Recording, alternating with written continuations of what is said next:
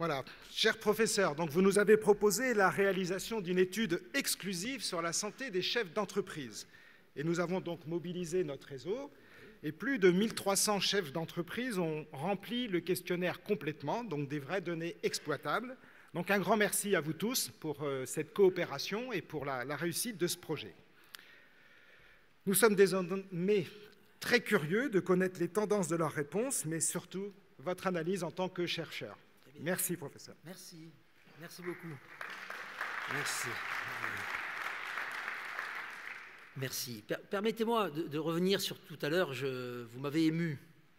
Voilà, vous avez dû vous en rendre compte, mais l'émotion, ça coupe la voix. Voilà, donc je vous dis très sincèrement merci. Voilà. Ça fait du bien aussi de savoir que le chercheur, parfois, n'est pas à côté de la plaque et qu'il est aussi porté par cela même qu'il observe et qu'il étudie. Alors, je tiens aussi à remercier très chaleureusement la FCGA qui, par l'intermédiaire de Christian Laval, je le recite à nouveau et j'ai une pensée pour lui, m'a fait donc découvrir ce réseau et votre président, M. Marmont, M. Dunoyer. Je tiens également à remercier publiquement Xavier Lair, je ne sais pas s'il est là, si, voilà, il est là, qui a été pour nous un homme à la fois de bienveillance, je pense que vous en parlerez cet après-midi avec Philippe Rodet, et qui a su immédiatement comprendre quelles étaient nos attentes. Et ça nous a fait gagner un temps fou, parce que c'est vrai que le langage du chercheur est parfois un peu ésotérique, mais j'avais en la personne de Xavier Lair quelqu'un qui était largement rompu à ce type d'exercice, et donc je tiens à le dire très publiquement, Xavier Lair et ses services, je ne sais pas qui sont les personnes dans son service, il est peut-être le service à lui tout seul, j'en sais rien, mais en tout cas, merci Xavier d'avoir été, voilà, oui, voilà. Voilà, oui, je pense que vous pouvez vous lever parce que, voilà, l'étude, elle doit à des hommes et des femmes de bonne volonté, et si aujourd'hui on a, voilà, bravo, voilà, c'était pas prévu, voilà, mais aujourd'hui on a eu alors 1500 réponses et 1302 questionnaires exploitables. Ce qu'on appelle les questionnaires exploitables, ce sont des questionnaires qu'on peut exploiter pour faire des tests. Alors, je vais me prêter à l'exercice qui est en général pas le mien. J'ai horreur d'intervenir avec des slides. C'est pas mon truc. Quand j'interviens, vous l'avez vu, je regarde les gens, si les gens veulent lire davantage, j'ai écrit des livres. Voilà. Mais là, restituer des chiffres sans slide, c'est impossible. Voilà. Mais ce n'est pas l'exercice dans lequel je suis le plus à l'aise. Mais je vais me rompre à cet exercice-là. Alors, avant peut-être de donner les résultats, nous avons prévu, avec l'équipe de CL Communication, de faire des petits exercices avec les tests qui vous ont été demandés. Donc, c'est là maintenant qu'on va procéder à quelques petits votes. Le premier vote, la première question que je vais vous poser, c'est que tout à l'heure, à la fin de mon propos, j'ai terminé avec 4 facteurs salutogènes. Vous savez, j'ai dit, il y a la maîtrise du destin, il y a l'endurance, il y a l'optimisme et il y a la passion. Alors, nous avons interrogé les dirigeants sur les facteurs salutogènes. Et en fait, pour l'étude que nous avons faite avec la FCGA, ben vous voyez, on a appliqué un peu votre mot d'ordre, on a positivé les questions de santé au travail. Parce que c'est vrai que tout à l'heure, vous l'aurez compris, quand je parlais du compte de pénibilité, ça renvoie à une image ultra négative du travail. Imaginez, vous avez un jeune apprenti chez vous, il s'est régalé. Et puis, au moment où il part, il dit « Tiens, jeune, j'ai oublié, reviens. J'avais oublié de te poser les questions du compte de pénibilité. Alors, combien de fois tu as eu froid? Combien de fois tu as eu chaud? Combien de fois tu as porté des poids? Combien de fois tu étais en hauteur ?» Mais à la fin du questionnaire, le jeune qui s'est régalé, il va dire « Putain, je ne m'en étais pas rendu compte. Mais j'ai vraiment fait un boulot de merde. » Parce que vous ne lui posez que des questions négatives. Et donc, il est très important, me semble-t-il, de positiver aussi les rapports de la santé au travail. Puisqu'en plus, le travail, c'est la santé. Oui, c'est ça qui est un peu paradoxal. Donc, on s'est vraiment focalisé dans cette étude uniquement sur les facteurs salutogènes. Et en vérité, je vous en ai exposé 4. Après études plus approfondies, il y en a 37. Ouais. Vous imaginez la prochaine conférence à égrener les 37 facteurs? Bon, on ira à l'essentiel. Mais on va justement vous présenter les résultats de cette étude. Alors, la première question, je ne sais pas si on la voit. Normalement, vous allez voir une question qui va vous être posée. La voilà. Parmi les 4 facteurs salutogènes que j'ai évoqués avec vous, à votre avis, quel est le quarté? Alors, on ne va pas vous demander de faire de l'ordre, on va simplement de voter pour celui qui arrive en premier. Quand on a interrogé 1302, alors c'est un échantillon représentatif. Hein. Là, quand on a du 1302, vous m'avez donné des moyens que je n'ai pas à l'université. Toutes les études que j'ai faites jusqu'à présent, c'était 200-300 personnes qu'on suivait dans le temps. Ce qui permet d'avoir des échantillons significatifs. Mais là, c'est plus que significatif, c'est représentatif. Donc là, on a passé un cap extrêmement important. Et d'ailleurs, on verra demain comment on communiquera, parce que les chiffres, il faut en parler à la France entière, hein, de ce qu'on a trouvé. Mais je vous pose la question, à votre avis, sur ces 4 facteurs salutogènes, quand on interroge 1302 travailleurs non salariés, commerçants, artisans, professions libérales, chefs d'entreprise et agriculteurs, on a une 50aine d'agriculteurs qui ont fait partie du panel, qu'est-ce qu'ils mettent en 1 comme facteur qui, depuis qu'ils exercent leur métier, s'est mis à augmenter? Vous diriez quoi? Alors, on va vous demander de voter. Donc, si vous pensez que c'est l'optimisme, vous votez 1. Si vous pensez que c'est la passion pour son travail, vous votez 2. Si vous pensez que c'est la maîtrise du destin, vous tapez 3. Et si c'est l'endurance, vous tapez 4. Enfin, je pense que c'est ça. Hein? Oui. Voilà. Alors, on me dit qu'il faut valider après. Voilà.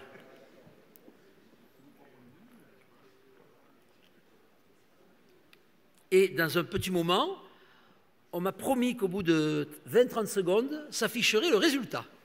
Ah, ben voilà. Ah, très intéressant. Passion pour son travail, maîtrise du destin, optimisme et l'endurance. Alors, je l'exposerai tout à l'heure. Mais le facteur qui arrive en 1, et d'ailleurs, il arrive pratiquement en 1 des 37 facteurs salutogènes, c'est la maîtrise de son destin. C'est la capacité d'assumer les conséquences de mes décisions. Ça, c'est le numéro 1. En numéro 2, arrive la passion pour son travail. Bon, vous l'avez mis en 1. Voilà. En 3, l'endurance. Et l'optimisme n'arrive qu'en 4. Mais je dois rajouter quelque chose qui m'a fortement troublé.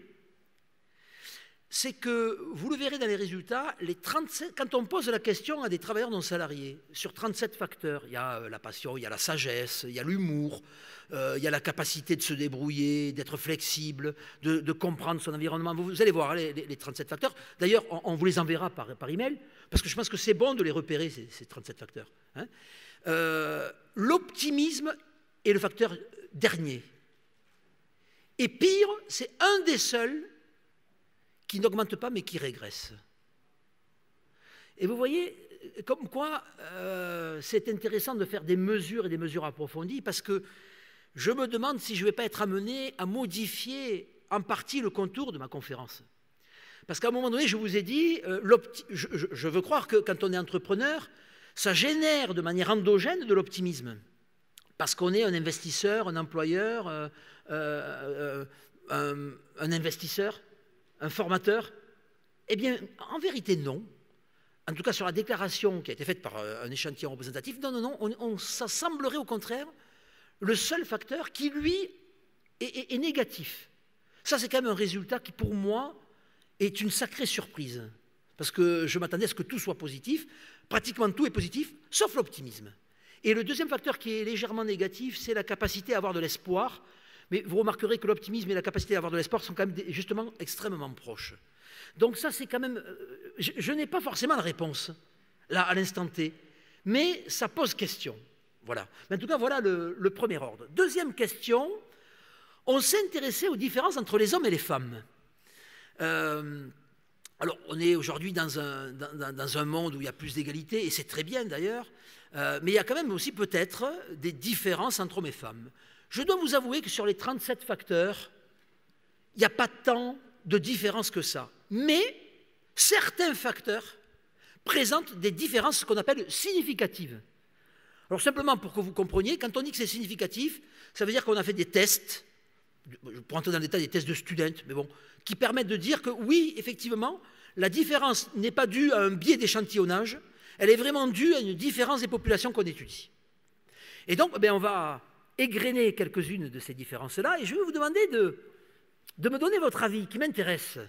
Alors, la première question, c'est la capacité, l'habileté à exprimer ses émotions.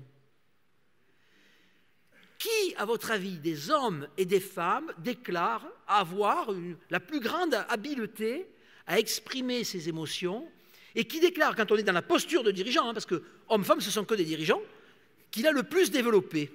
Vous diriez quoi? Donc, 1, si vous pensez les hommes, 2, si vous pensez les femmes. Et je présuppose une réponse. Eh bien voilà, j'en étais sûr. J'en étais sûr. J'étais sûr qu'il y aurait une très forte majorité qui répondrait les femmes. Eh bien, vous avez raison.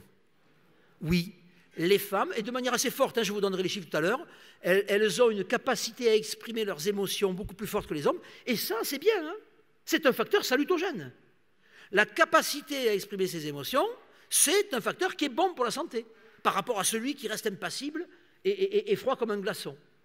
Deuxième question, je ne sais pas pourquoi je me retourne, parce qu'en fait, j'ai le...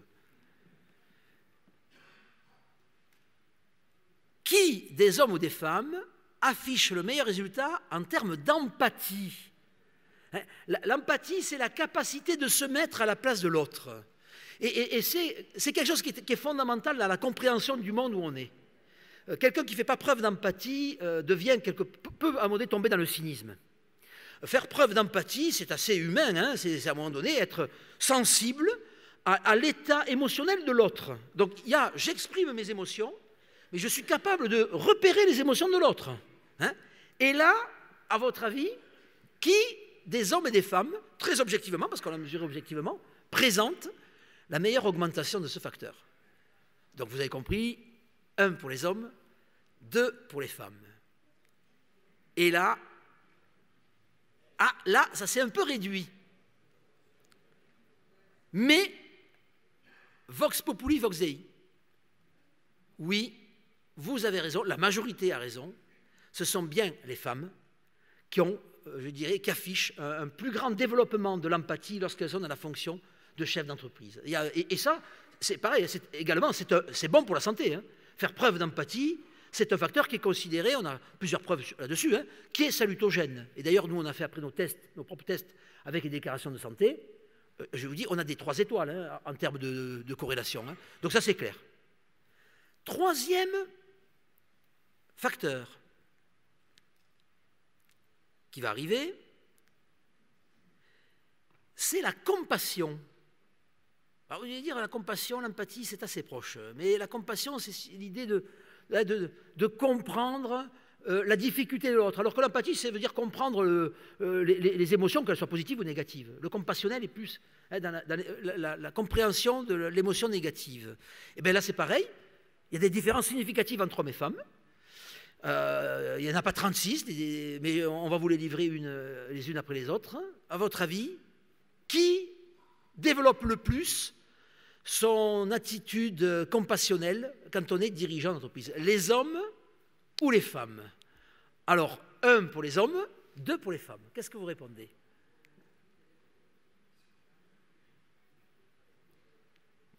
On va voir les résultats dans quelques instants. Alors là, c'est très très fort aussi. Les femmes, et il y a quand même des... Alors, j'aimerais d'ailleurs, on ne le sait pas ça, qui se cache derrière les 26,9? Est-ce que ce sont que des hommes qui voudraient croire qu'ils font preuve de compassion? Mais non, ce sont les femmes, là également. Hein, le match est en faveur des femmes. Sur la compassion, les femmes affichent nettement et de manière significative un score beaucoup plus élevé que les hommes. Alors, on continue, toujours sur ce match entre hommes et femmes. Et là, on va rentrer dans un autre critère.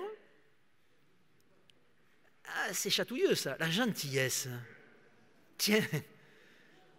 Alors, être gentil, c'est bon pour la santé, hein? Parce que des fois, dans le discours managérial, on entend, oui, mais il ne faut pas être trop gentil, parce que, tu comprends, il n'y a pas marqué pigeon, enfin... Il y a bien l'idée que la gentillesse a quand même des limites. Je reviendrai sur les limites de ces facteurs. Oui, évidemment, quelqu'un qui est trop gentil peut susciter des comportements autour de lui qui vont abuser de cette gentillesse. Mais c'est pareil pour la maîtrise de son destin. Hein.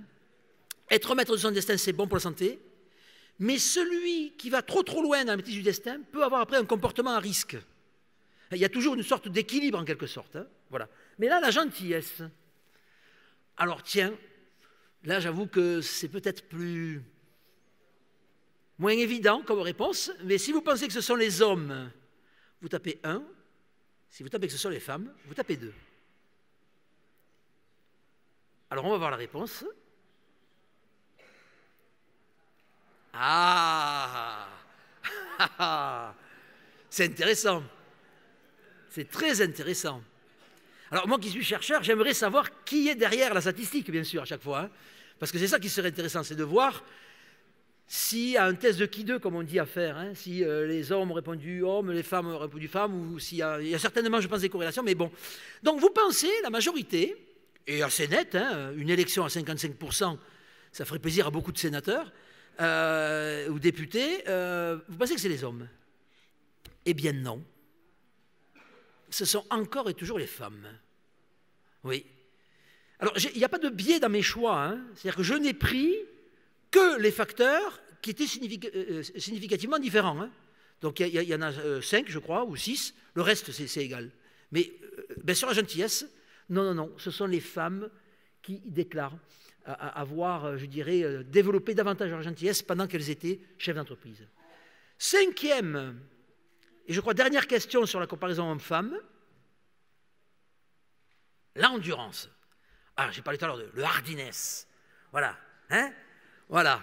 Alors, qui des hommes et des femmes affiche le meilleur résultat en termes d'endurance? Les hommes ou les femmes? Si vous pensez que ce sont les hommes, vous tapez 1.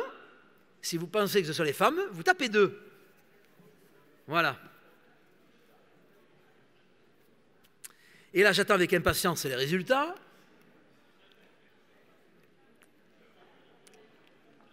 On va les avoir. On attend encore. Hein? Ah, je suis surpris de la réponse. Je suis surpris de la réponse, mais vous avez raison. Oui, ce sont les femmes qui font preuve de plus d'endurance, dans le sens de la déclaration en tout cas. Hein. Après, on peut toujours me dire, oui, mais l'endurance vue par une femme, l'endurance vue par un homme, est-ce que vous mesurez bien la même chose? À un moment donné, oui, nous posons bien la même question, c'est bien le même mot, et c'est bien le rapport de l'individu par rapport au facteur pour lequel on demande de se déclarer. Donc, oui, les femmes ont tendance à développer davantage leur endurance que les hommes quand ils sont en situation d'entrepreneuriat. Entendons-nous bien, hommes comme femmes, l'endurance se développe, mais plus chez les femmes que chez les hommes. C'est ça que ça signifie. Hein?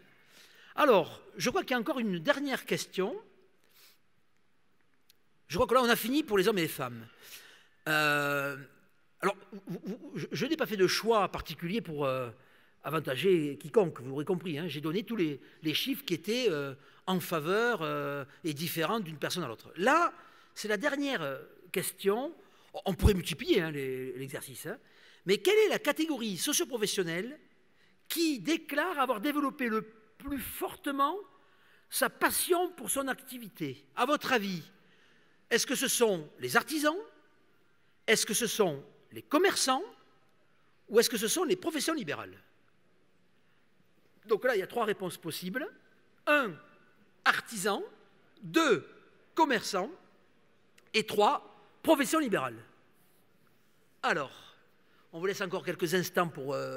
Est-ce que tout le monde a voté? Oui, maintenant c'est devenu une routine. On va voir les résultats qui vont s'afficher devant vous.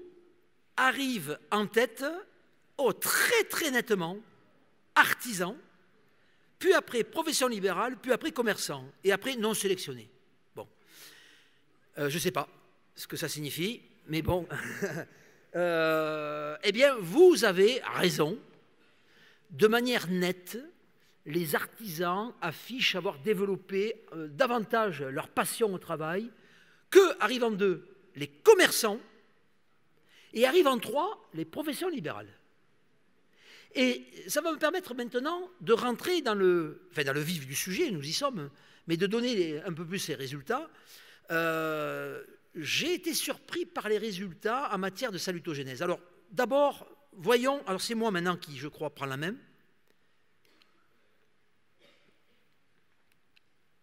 Enfin, on m'avait dit que j'allais... Voilà. Ah oui, mais j'ai tellement pris la main que je suis allé très vite. Voilà. Alors, je voudrais revenir en arrière. Ça... Ah, mais il y a un temps de latence, j'ai l'impression.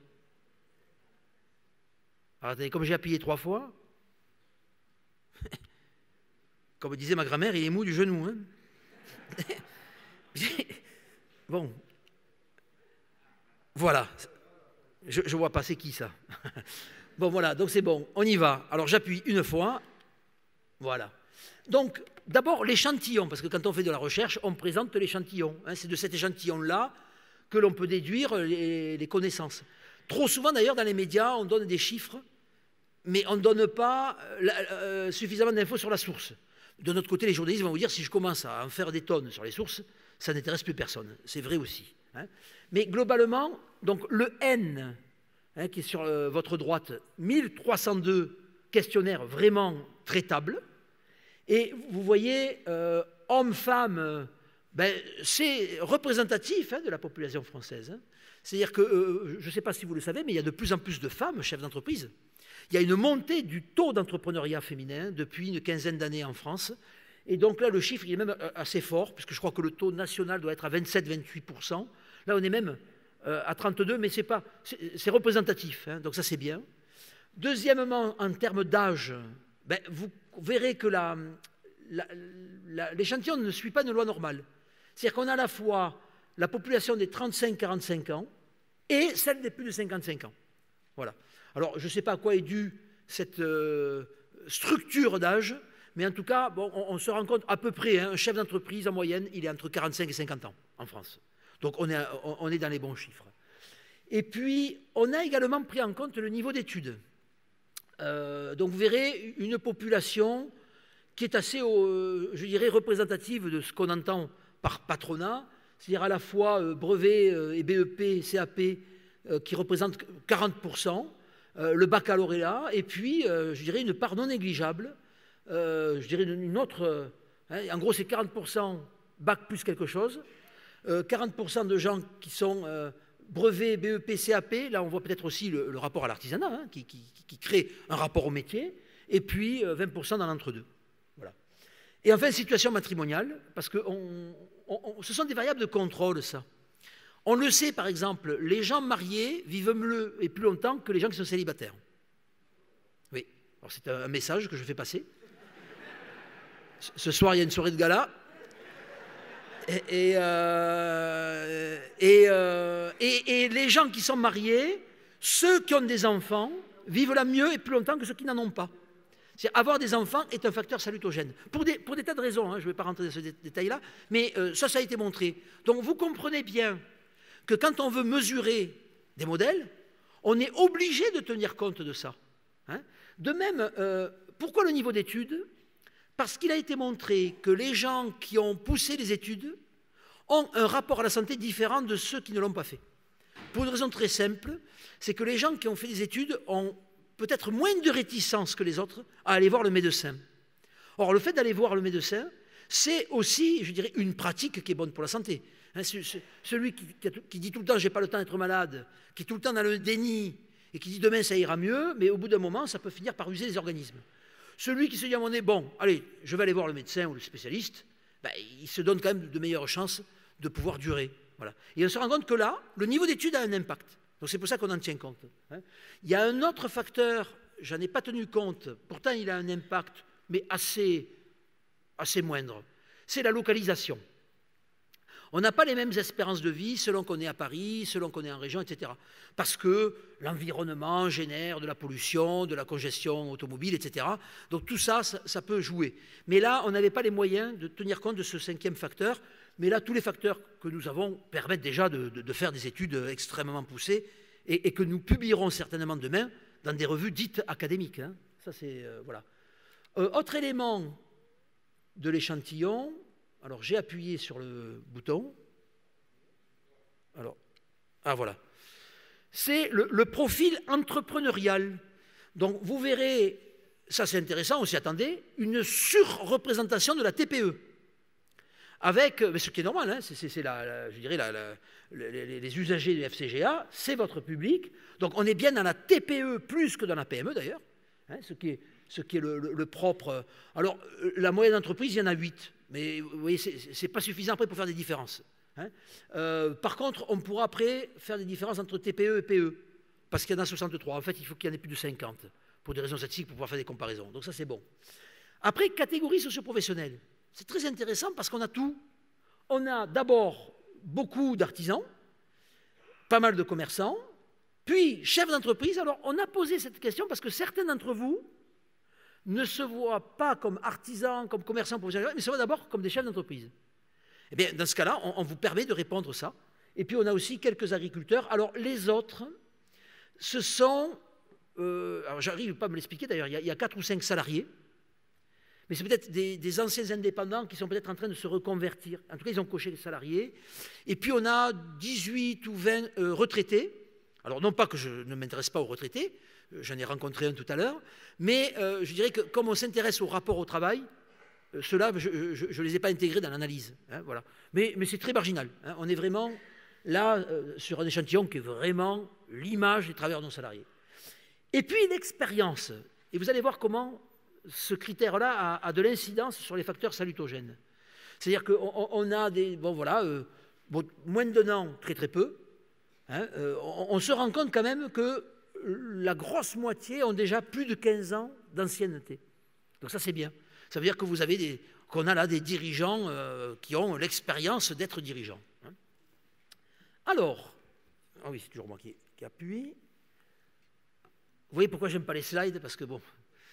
Mais bon, comment pouvais-je faire tenir sur le même slide 37 facteurs? Voilà tous les facteurs dont il a été montré par des tas d'articles que ces facteurs ont un impact positif sur la santé. Alors, je ne vais pas les égrener un à un, ça ne présente aucun intérêt, je vous laisse les regarder. On vous diffusera cette information, comme ça vous pourrez, à tête reposée, y revenir. Mais la capacité à être flexible, l'auto-efficacité, la résilience, la sagesse, l'humour, la gentillesse, la réalisation de soi, l'estime de soi. L'estime de soi, c'est important ça. Avoir une bonne estime de soi-même, c'est important. Il n'y a rien de pire que les gens qui ont une autodétestation d'eux. Hein. En général, ils sont pas faciles à vivre, ces gens-là. Hein. Le monde est pourri, et moi avec. Ça ne donne pas des bonnes relations humaines. Il vaut mieux...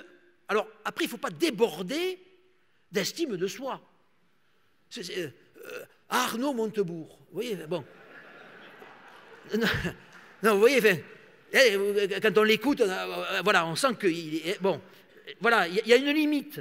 Hein, je pense qu'il faut s'aimer pour aimer les autres. Et on voit bien que les deux sont intimement liés. S'aimer pour aimer les autres, ça c'est extra... Et ça, vous l'avez d'ailleurs. Hein, tous les facteurs, le bonheur, l'endurance, la compassion... la capacité à comprendre les émotions de l'autre. Voilà les 37 facteurs. Donc, on a posé la question, et je pense que certains d'entre vous ont répondu, hein, depuis que vous êtes à votre compte, est-ce que vous pensez que ces facteurs-là ont augmenté ou diminué? Et puis, deuxième question, s'ils ont augmenté, on prend une échelle, ce qu'on appelle un gradient, de plus 1 à plus 5. Et puis, s'ils ont diminué, on prend un gradient de moins 1 à moins 5. Moins 5 étant, ils ont très très fortement diminué. Si c'est moins 1, c'est un petit peu diminué. Hein. Si c'est plus 1, ça a un petit peu augmenté. Et si c'est plus 5, ça a très très très fortement augmenté. Alors, qu'est-ce que nous disent les résultats? Eh bien, la bonne nouvelle, et et donc pour nous, ça c'est un élément sur lequel il va falloir communiquer, sur les 37 facteurs salutogènes, vous en avez 35 qui ont augmenté. 35 qui ont augmenté. Et il n'y en a que 2 qui ont diminué. Mais ça, c'est une preuve supplémentaire qui va me permettre demain, vous savez, quand je dis entreprendre, c'est bon pour la santé.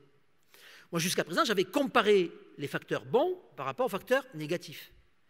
Mais je n'avais pas étudié de l'intérieur la dynamique des facteurs salutogènes. C'est-à-dire comment ces facteurs se développent quand on est à son compte. Eh bien, aujourd'hui, grâce à l'étude FCGA, j'ai la preuve empirique que d'être à son compte, ça génère de l'augmentation des facteurs salutogènes.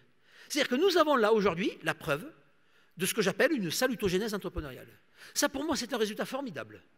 Et je n'aurais pas pu le faire si vous n'aviez pas chacun pris la peine, 10 minutes, ça vous a pris combien? 10-15 minutes, c'est peut-être pas rien, mais quand on est chef d'entreprise, un quart d'heure, c'est beaucoup.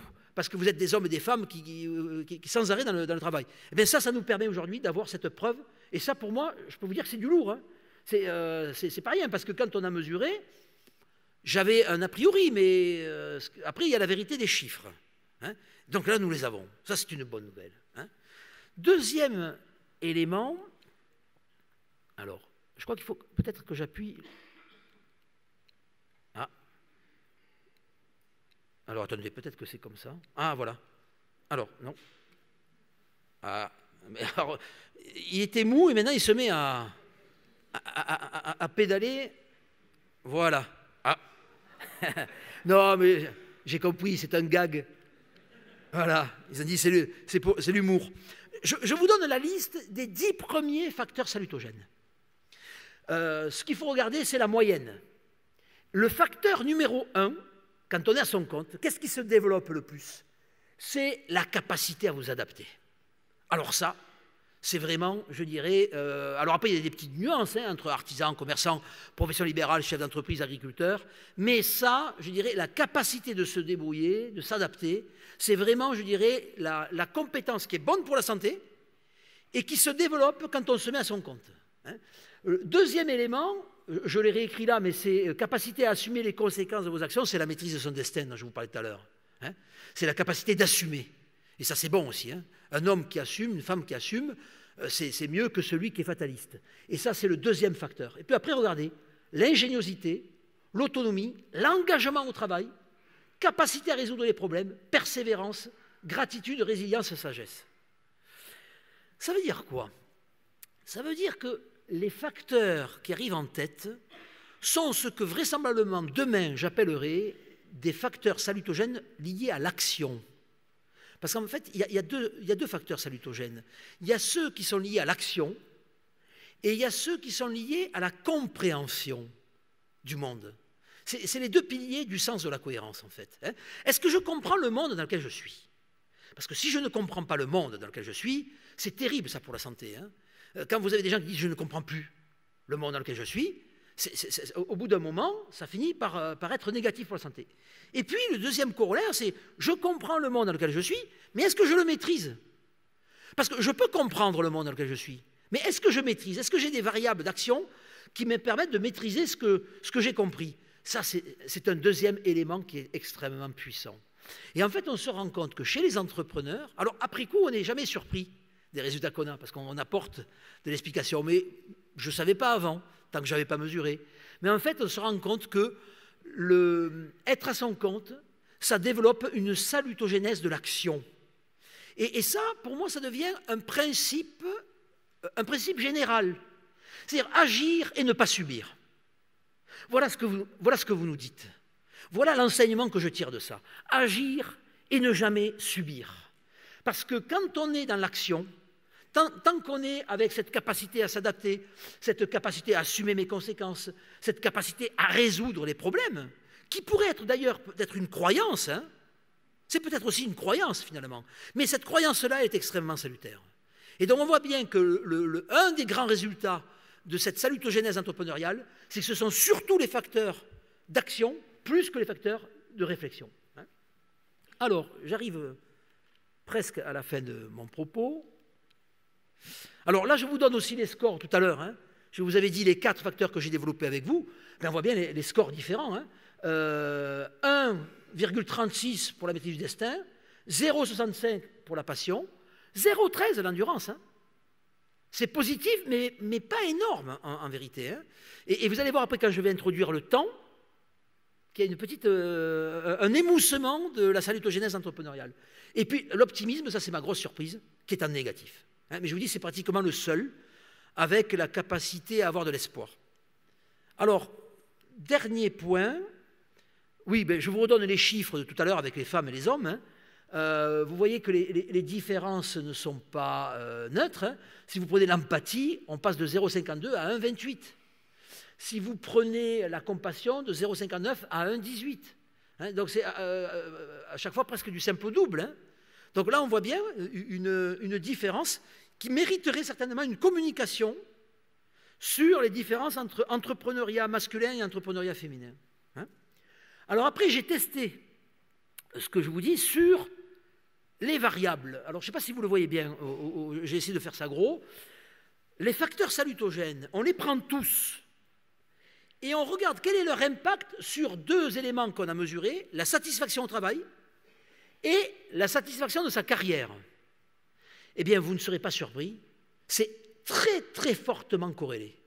C'est-à-dire qu'on se rend bien compte qu'il y a un élément qui est, pour moi, certainement l'élément qui distingue le plus le monde des indépendants que le monde des salariés, c'est la satisfaction au travail.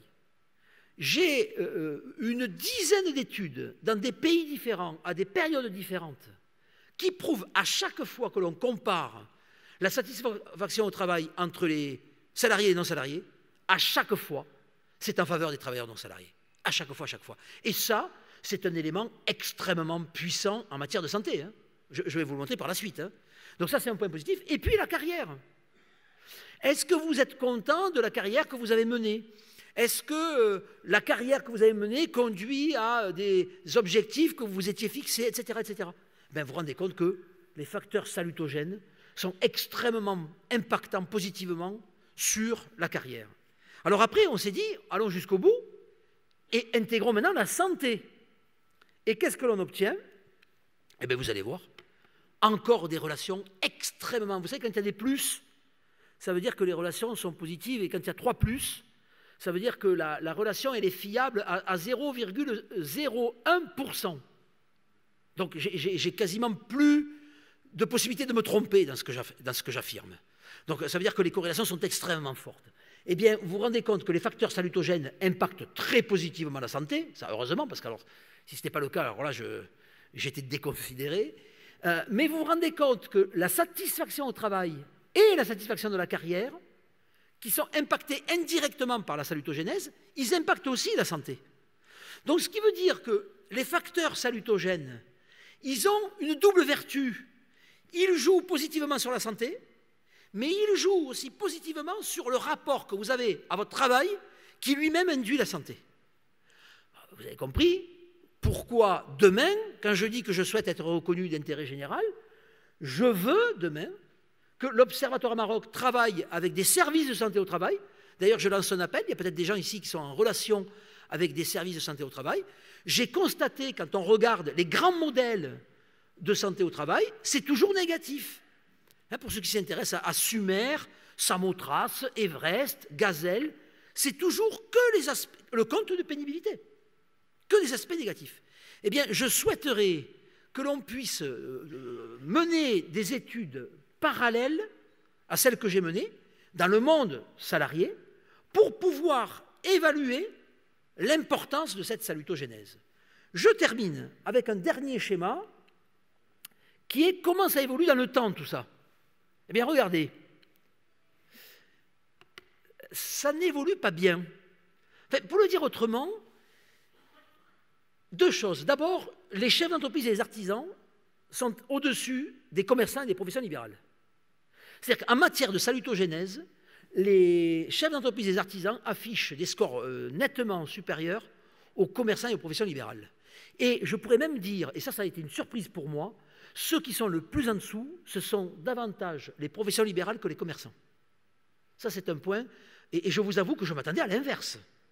Parce qu'on dit souvent qu'en matière de santé, d'abord les professions libérales, après les chefs d'entreprise, après les commerçants, en dernier les artisans. Et bien, quand on s'intéresse aux facteurs salutogènes, hein, c'est-à-dire les facteurs qui génèrent la bonne santé, ce sont les artisans qui sont avec les chefs d'entreprise en premier. Vous comprenez bien qu'il faudra peut-être un jour que je fasse la même étude avec la pathogénèse. Parce que peut-être que ce qui compense, c'est que les artisans, eux, vivent plus de pathogénèse aussi que les autres. Hein. Mais là, on s'est focalisé que sur l'aspect positif. Hein. Et deuxième point, vous voyez qu'avec le temps, ça s'émousse. Alors, ça ne veut pas dire que c'est négatif, hein. Tout reste positif. Mais ça veut dire qu'être à son compte, c'est bon pour la santé, mais peut-être qu'au bout de 10 ans, au bout de 15 ans, au bout de 20 ans, au bout de 30 ans, tous les facteurs que j'évoquais, l'endurance, la maîtrise de son destin, l'empathie, la compassion, ont tendance un petit peu à se réduire. Voilà. Je n'ai pas plus d'explications que ça à vous donner. Hein. Ça m'intéresse, cette question-là. Parce que du coup, moi je pense qu'il faut promouvoir l'entrepreneuriat, parce qu'entreprendre c'est bon pour la santé, mais ça m'amène à me dire, mais peut-être que ce qui est encore plus important, c'est l'entrepreneuriat durable. Parce qu'on aurait pu imaginer une courbe qui monte en fait. Hein. C'est-à-dire j'entreprends, et plus j'entreprends, plus mes facteurs salutogènes augmentent. Non, toutes les corrélations pour tous les facteurs sont négatives. La seule exception, c'est la sagesse. La sagesse ne monte pas, mais elle ne diminue pas, elle est stable. Voilà. C'est le seul facteur salutogène qui n'a pas d'impact avec la durée d'exposition à la fonction d'entrepreneuriat. Alors, moi, demain, vous voyez, c'est ça le chercheur, il n'a pas fini une recherche que déjà il a envie d'en faire une seconde. Je pose 3 questions. Quid des créateurs d'entreprises? Parce que là, j'ai surtout étudié des chefs d'entreprise en exercice. Mon hypothèse, c'est que le créateur d'entreprise est encore plus haut. Et que l'acte de création est un acte extrêmement salvateur. Mais ça, pour le mesurer, il faudrait par exemple que je fasse une alliance avec le réseau Entreprendre, puisqu'ils accompagnent des créateurs d'entreprises, ou que j'aille dans des incubateurs, et que je fasse la même étude avec le même questionnaire sur des créateurs. Mais ça, je peux vous dire que je ne sais pas quand, mais je le ferai parce que ça m'intéresse. Et puis, deuxièmement, quid des salariés? Et j'ose même le dire, quid des fonctionnaires? C'est-à-dire que, puisque le travail, c'est la santé, donc le travail non salarié présente une salutogénèse, nous le voyons. Mais quid des salariés et des fonctionnaires? Je n'en sais rien. Hier soir, en préparant mes slides, j'avais mis les courbes en bas. Et puis je me suis dit, mais pourquoi je mets... c'est un biais de ma propre peut-être vie, mais oui, je me sens plus épanoui en ayant créé l'Observatoire à Maroc que depuis 30 ans que je suis fonctionnaire de l'Éducation nationale. Mais ceci étant dit, ça c'est un biais personnel. Il faut le mesurer. Mais si en le mesurant, on montre que les salariés et les fonctionnaires sont plus bas, alors là, on aura une démonstration définitive que entreprendre, c'est bon pour la santé. Je vous remercie pour votre attention. Voilà.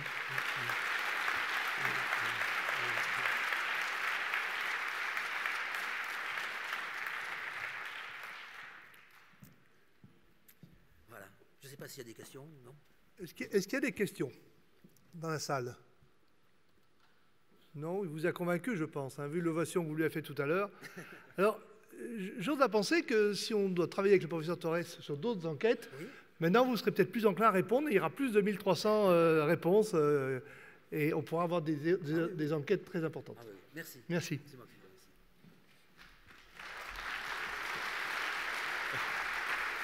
Merci, professeur. Je vais maintenant donc appeler nos 2 amis Régis Lasselin et Bernard Aublé pour notre traditionnelle remise des ailes de l'entreprise. Merci.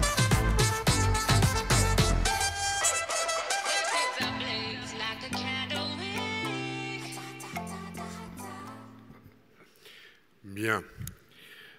Il y a maintenant plus de 20 ans, la FCGA a décidé de créer un trophée pour promouvoir l'image de ses adhérents, artisans, commerçants, et reconnaître parmi ses adhérents les plus méritants d'entre eux, mais je dirais au jour J, évidemment, puisque je pense que chacun de nos adhérents a au moins le mérite d'avoir entrepris, n'est-ce pas, professeur? Ainsi sont nées donc les ailes de la TPE, qui est le premier trophée national de la petite entreprise commerciale et artisanale. Ce trophée est placé sous le haut patronage de la Direction générale de l'entreprise, DGE, Direction générale des entreprises, donc, dont M. Platet est là pour la représenter et que j'appellerai tout à l'heure, qui est le président du jury, et également avec l'aide de Mutex, qui est notre partenaire qui soutient et finance ces ailes. Elles comprennent 4 catégories. La performance économique, tout d'abord, l'emploi et formation, l'innovation et la sauvegarde des métiers. Dans chacune de ces catégories, vous avez une médaille de bronze, une médaille d'argent et une médaille d'or. Les lauréats reçoivent un diplôme et un trophée symbolisant les ailes de la TPE. Et les autres candidats qui ont participé au concours reçoivent, eux, un diplôme attestant de leur participation. Pour les lauréats d'or du prix Mutex et du prix spécial du jury, la FCGA prend en charge la participation du couple gagnant aux journées nationales, plus les frais de déplacement. Pour les lauréats d'argent, la FCGA prend en charge la participation du couple gagnant à la soirée de gala. Et pour les lauréats de bronze, nous remettons un coffret cadeau. Ceci donc, je le répète, grâce au soutien financier de Mutex, ici représenté par Madame Caroune Vidal, qui est responsable des partenaires institutionnels. Cette année, nous allons innover, comme je vous l'ai annoncé tout à l'heure, et nous allons créer le coup de cœur du public, c'est-à-dire qu'on vous demandera, avec le même outil que vous avez utilisé pour répondre aux questions tout à l'heure, de voter pour l'un des lauréats et à qui nous attribuerons ainsi le coup de cœur du public. Je pense que c'est un moyen de vous faire participer et de reconnaître à la fois la qualité de nos adhérents et la qualité aussi du travail du jury des ailes de l'entreprise. Je dois dire que, et je rejoins le professeur Thorez là-dessus, là, je ne suis pas aussi bon que vous dans les termes, mais la salutogénèse, eh bien, les lauréats en sont la démonstration. Hein, vous allez le voir au fur et à mesure qu'on va vous les présenter. Alors, je crois, Bernard, que c'est toi qui commences avec la première catégorie. Hein, et je voudrais que M. Platet donc, nous rejoigne, président du jury, que je vous demande d'applaudir.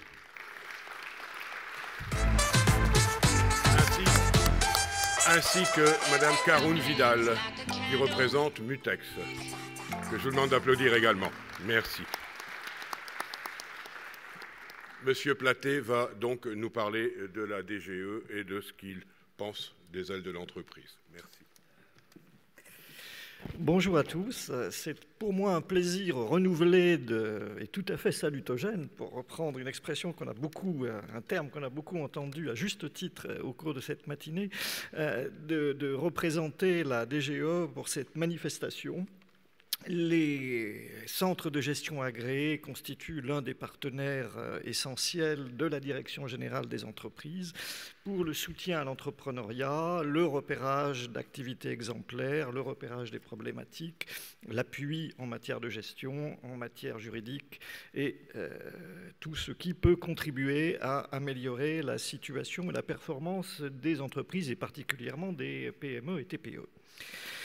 Quelques mots sur la DGE. D'abord, pour excuser mon directeur général, qui est désolé de ne pouvoir être ici en personne, mais retenu par un agenda extrêmement lourd dans cette période de profonde transformation juridique et économique impulsée par les pouvoirs publics, et Monsieur le maire, notre ministre. La DGE, qui a été créée par une fusion d'anciennes administrations en charge de la vie entrepreneuriale en 2014, c'est 1350 agents répartis de façon à peu près équilibrée en administration centrale et en services déconcentrés, où ils constituent le pôle 3E des directs. C'est une direction qui a pour mission essentielle d'améliorer la compétitivité et la performance des entreprises, qu'elles soient industrielle, artisanale, libérale ou de services.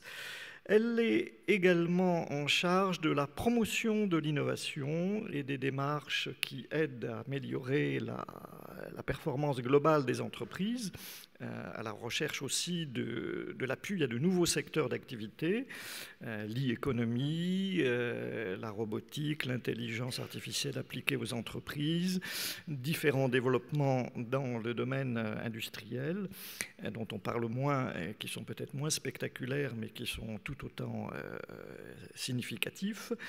Elle a également pour rôle la promotion, et les ailes de la TPE en sont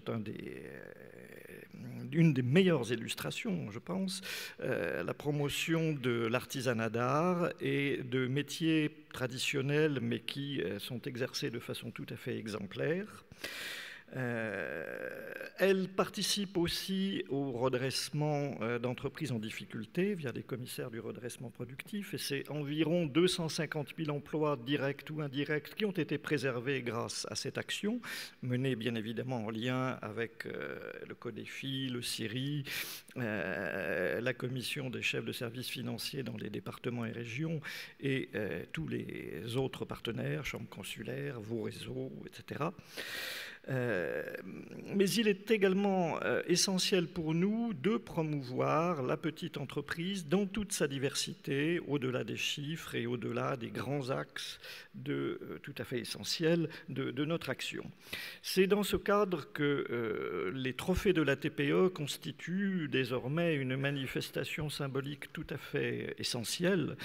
C'est pas seulement un symbole, c'est aussi la photographie de toute la vitalité de nos TPE, puisque ce sont essentiellement des TPE ou petites PME qui sont primées.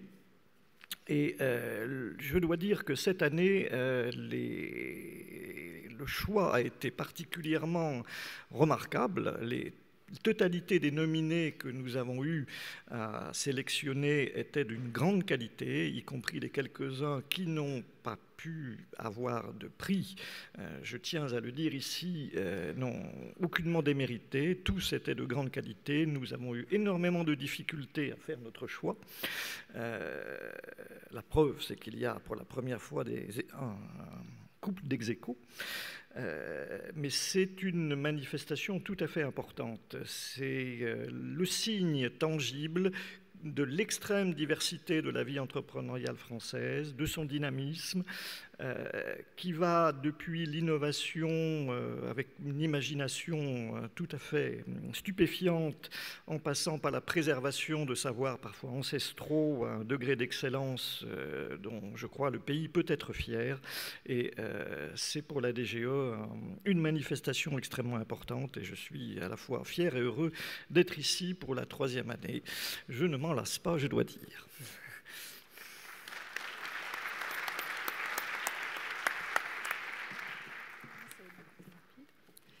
Bonjour à tout le monde. Alors, j'ai en charge les partenariats institutionnels au sein de Mutex. Et Mutex, et nous sommes partenaires de la fédération depuis 2 ans maintenant. Mutex est une société d'assurance mutualiste qui a été créée par nos mutuelles partenaires qui sont Adrea Mutuelle, Apreva, EOVI MCD, Harmonie Mutuelle, Océane Group Matmut, et Corum. Mutex, l'Alliance mutualiste, forme ainsi un pôle de protection sociale complémentaire. Et à ce titre, nous développons et nous proposons des offres en prévoyance et en santé pour les chefs d'entreprise et les salariés des TPE et PME, mais également via les conventions collectives des branches professionnelles. Nous sommes aussi recommandés par les partenaires sociaux sur des contrats nationaux en assurance collective. Alors, les TPE-PME sont nos clients communs avec les centres de gestion agréés. Et à ce titre, et pour Mutex que je représente aujourd'hui, évidemment, nous sommes ravis d'être présents parmi vous aujourd'hui, et d'être évidemment le partenaire de la fédération, de récompenser les trophées des ailes de la TPE, et par le prix spécial du jury depuis 2 ans maintenant. Voilà.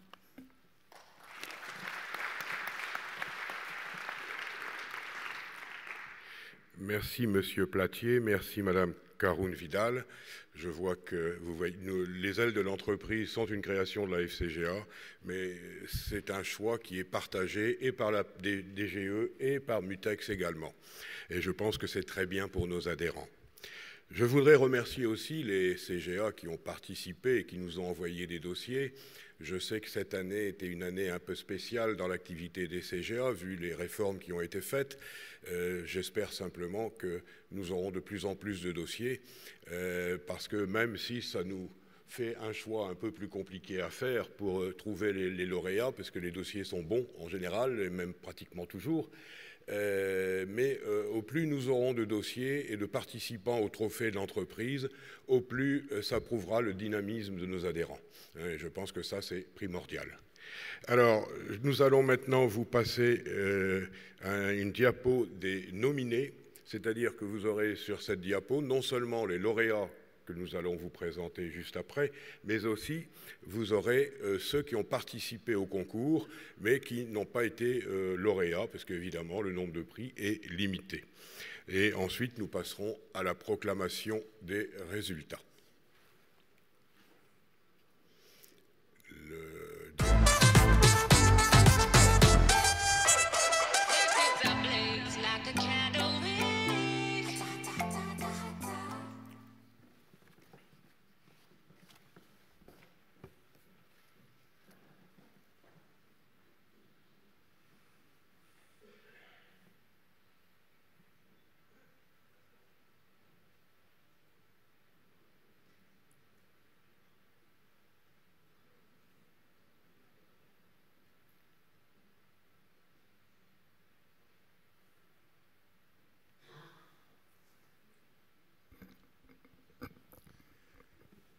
Bien, nous allons passer à la proclamation des résultats.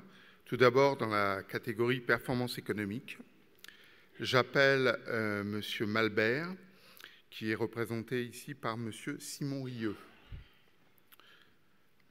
Monsieur Scheffer, du CGA Alsace, dont le président est Monsieur Gérard Magard. Monsieur Dumont, Christian, du CGA Haute-Savoie, qui est présidé par Madame Chantal Bruna-Cassini, Monsieur Fontana Patrice, du CGA Bouches-du-Rhône, présidé par Michel Bess.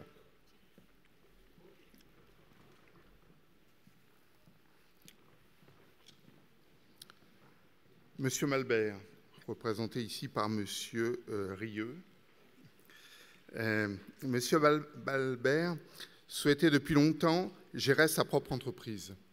En 2014, il a décidé de revenir dans le Cantal et de tenter cette aventure dans le cadre d'un nouveau métier, la vente d'emballage. Il a repris alors à Aurillac l'entreprise Cash Emballage, créée en 1991.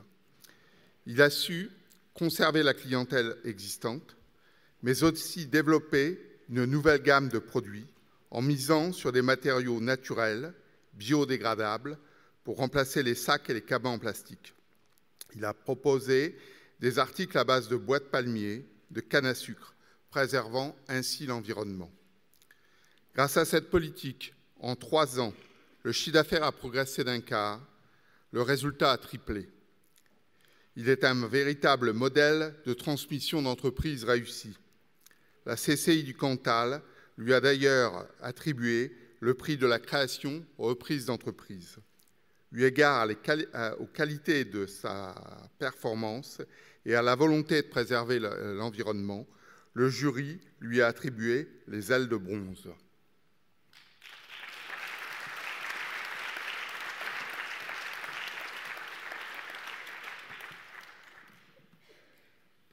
Nous allons voir l'intervention de M. Malbert dans le cadre de son activité professionnelle. Après avoir travaillé quelques années sur Aurillac, mon parcours professionnel s'est dirigé en région lyonnaise. J'ai travaillé 4 ans pour un sous-traitant automobile, auquel j'étais chef de projet, donc je m'occupais de la mise en place de nouveaux projets dans les usines. Et il y a 8 ans, maintenant 9 ans, on a décidé avec ma femme de revenir se réinstaller dans le Cantal. Et je me suis remémoré un vieux projet en me disant, un jour, il faudra quand même que tu sois à ton compte. Et je suis tombé via le site de la CCI sur Cash Emballage.